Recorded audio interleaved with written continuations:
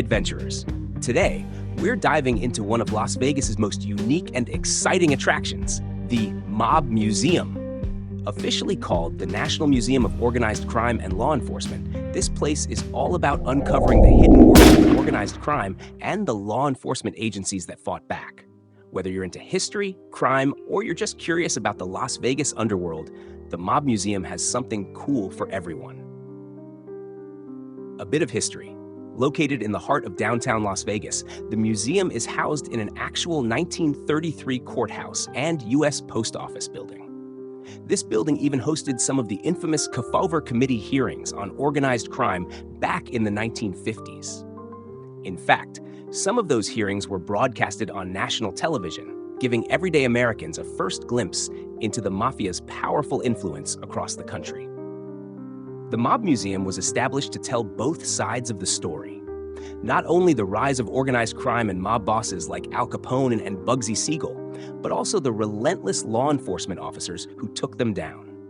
It's fascinating to see the lengths people went to on both sides of the law, and the exhibits capture the drama, intensity, and sometimes the glamour of this era. Highlights and interactive exhibits. The Mob Museum goes beyond typical displays and has tons of interactive experiences.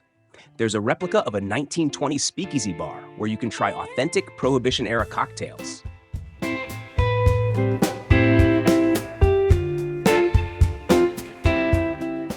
There's also a crime lab where you can participate in forensic investigations and learn techniques that law enforcement still uses today.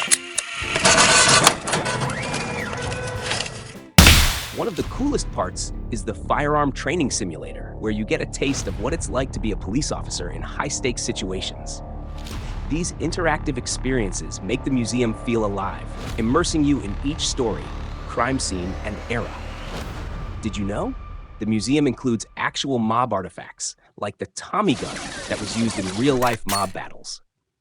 You can see the actual wall from the St. Valentines Day Massacre, a pivotal event in mob history.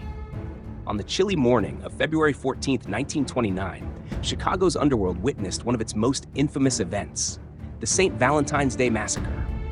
Inside a nondescript garage on the city's north side, 7 of Bugs Moran's men were ruthlessly lined up against a wall and gunned down in a hail of bullets from Tommy guns. Adding to the horror, 2 of the shooters were dressed in police uniforms, a sinister disguise that allowed them to catch their targets completely off guard. This brutal ambush became a defining moment in the violent rivalry between Chicago's most notorious gangs. They even have items like the Untouchables, weapons, and personal belongings from some of the most notorious mobsters. The Nevada gas chamber was one of the state's primary methods of execution from the mid-20th century until it was eventually replaced by lethal injection. Located at the Nevada State Prison in Carson City, the gas chamber was a small, sealed room containing a metal chair where the condemned inmate would be strapped in. Once the execution began, sodium cyanide pellets were dropped into sulfuric acid beneath the chair, creating a toxic cyanide gas that quickly filled the chamber. Nevada's gas chamber became infamous for its cold, sterile design and the disturbing nature of cyanide gas executions, which often involved a prolonged and visible struggle. It was notably used in the case of E. John in 1924, marking the first use of lethal gas for execution in the United States.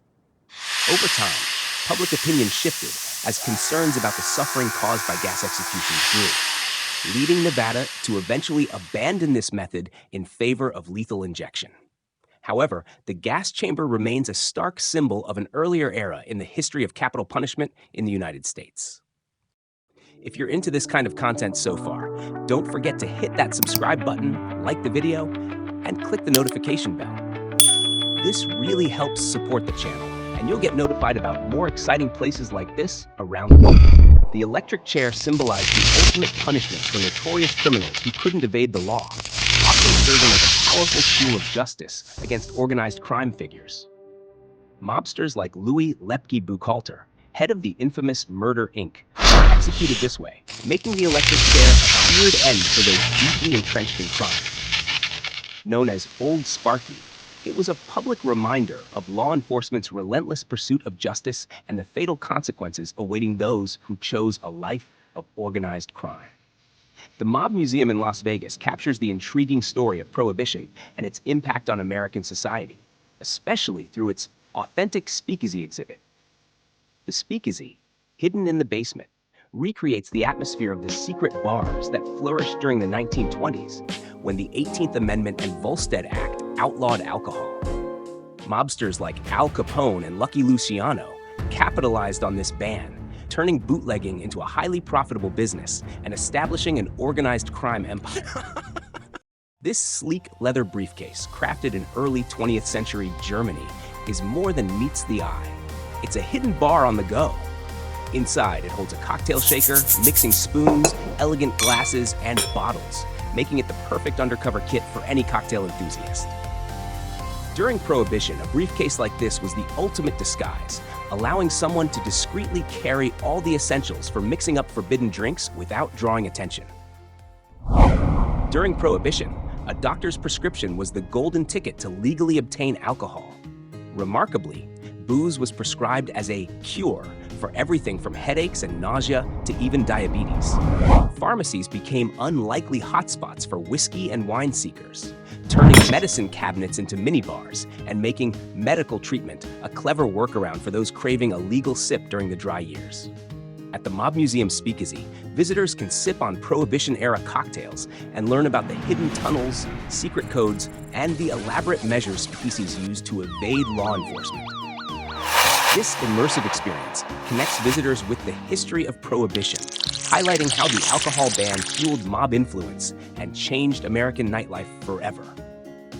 The exhibit brings history to life, showing how the Mob Museum captures both the glamour and the darker sides of the Prohibition era. This Winchester 30-30 rifle belonged to legendary Clark County Sheriff Ralph Lamb, who took on mobsters in Las Vegas from 1961 to 1979. Always ready for action, Lamb kept this rifle within arm's reach, tucked into a scabbard sewn right into the front seat of his vehicle. This Smith & Wesson .38 special revolver, owned by undercover federal agent Mike Malone, was a tool of justice in the takedown of Al Capone. Manufactured before 1915, the revolver carries a unique mark of the era. Its serial numbers were drilled out, a trick often used by gangsters and those who needed to blend seamlessly into the underworld. This gritty detail added to Malone's cover, allowing him to move undetected among the very criminals he sought to bring down. Wiretap Recordings. It wasn't bullets, but bugs that ultimately brought the mob to its knees. By the 1950s, wiretapping, recording phone calls, and hidden microphones became essential weapons in law enforcement's arsenal. At the Mob Museum, you can eavesdrop on real recordings from landmark cases that took down Kansas City crime bosses, crooked Teamsters union officials, and even New York's notorious mob boss, John Gotti. These fascinating wiretap recordings are part of the museum's rotating collection, making an appearance every now and then for a rare glimpse into the mob's downfall. Ticket prices and hours. Ticket prices vary a bit depending on what you want to experience. The general admission is around $30. For an additional fee, you can upgrade to include the crime lab experience and firearm simulator. They also offer discounts for Nevada locals, military, law enforcement, and seniors. The museum is open daily, but hours vary, so I recommend checking the website or giving them a quick call before you go. Whether you're a history buff, a fan of true crime, or you're just looking for a unique experience in Las Vegas, the Mob Museum has something for everyone. Thanks for joining me today. If you enjoyed this tour and want more content like this, remember to subscribe to Jingjo Lifestyle and hit the like button. Leave a comment about which part of the Mob Museum you'd want to see most.